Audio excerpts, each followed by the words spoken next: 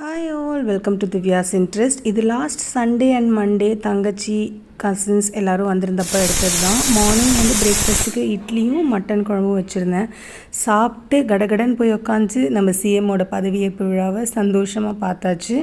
அம்மா ஊர்லேருந்து கொஞ்சம் மாம்பழம்லாம் கொடுத்து விட்ருந்தாங்க சித்தப்பா கிட்ட. அதெல்லாம் கொஞ்சம் கட் பண்ணி எடுத்து வச்சோம். லஞ்சுக்கு வந்து மட்டன் பிரியாணியும் சிக்கன் தொக்கும் போதும்னு சொல்லிட்டா தங்கச்சி. எல்லாமே கட் தான் பண்ணி கொடுத்தேன். தங்கச்சி தான் எல்லா தாளிக்கிற வேலையும் பார்த்துட்டா. உள்ளே போய் பார்த்தா கசின்ஸ் 2 பேரும் ஒரு நல்ல ஆட்டம் போட்டுட்டு இருந்தாங்க. என் ஃபோன் எடுத்துன்னு போய் வச்சு ஒரே வீடியோ டான்ஸு அது இது தான்.